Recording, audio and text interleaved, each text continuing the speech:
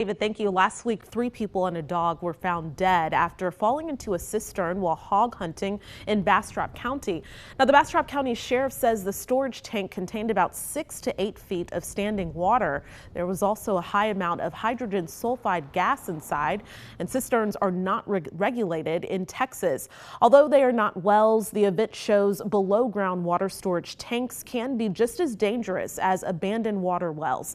And according to the Texas Department of Licensing and Regulation, there could be thousands across our state.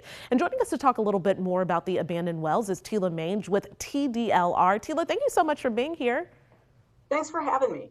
Okay, a lot of questions to get to. Can you just break down the dangers of these wells, not just for people, but also really for the environment?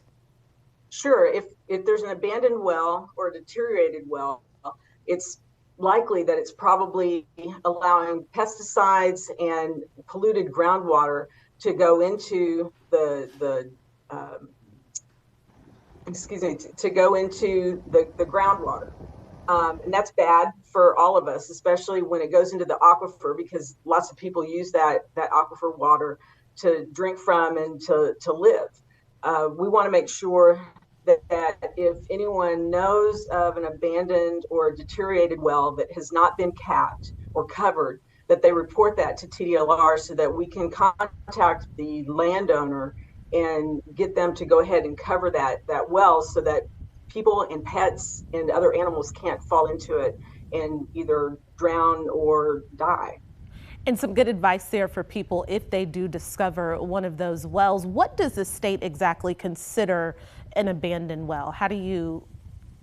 An abandoned well is a well that is no longer being used as a well. So, it's something that maybe was dug by a homeowner. It could be 100 years ago, it could be 150 years ago, and people have forgotten that it's there. So that's an abandoned well. If it's a deteriorated well, it's a well that is likely to or is actually causing active pollution to the groundwater. We read all the time in places, not just in Texas, but in places all over the world where a child falls into a well or cows fall into a well or they step into these uncovered holes or horses and they end up being severely injured. We want to keep people from getting hurt. We want to prevent situations like the one in Bastrop County from happening. One of the things that, we're coming up in September, dove season will start in the state of Texas. And so we're hoping that folks who are out in fields, maybe they've got a new dove lease and they're not familiar with the area. As you're out walking around, if you see something that looks like it might be an abandoned well, take a picture of it, send that information to TDLR. We have a reporting site on our website. Send that information to us. If you have GPS coordinates, that's super helpful. And that way we can get with the landowner and see about getting those wells covered up so that in the future people don't get hurt. Exactly. And if cisterns can be just as dangerous as abandoned wells, do we know why those aren't regulated in the state of Texas?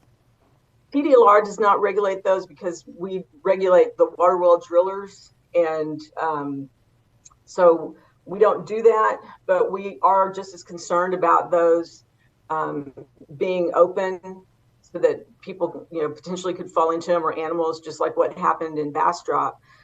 It's really important. We don't know how many abandoned wells there are out there or how many abandoned cisterns there might be. Many of these wells could have been dug, the turn of the century or even before Texas was a state. So, when people move away, they may have had something like a piece of wood covering that hole, but if they move away and the wood rots and people don't know, and then suddenly, a child is out playing in a field somewhere and they fall into the hole, there could be really bad consequences to that. Okay, Tila, thank you so much for that helpful information, and we'll also have that on KXAN.com.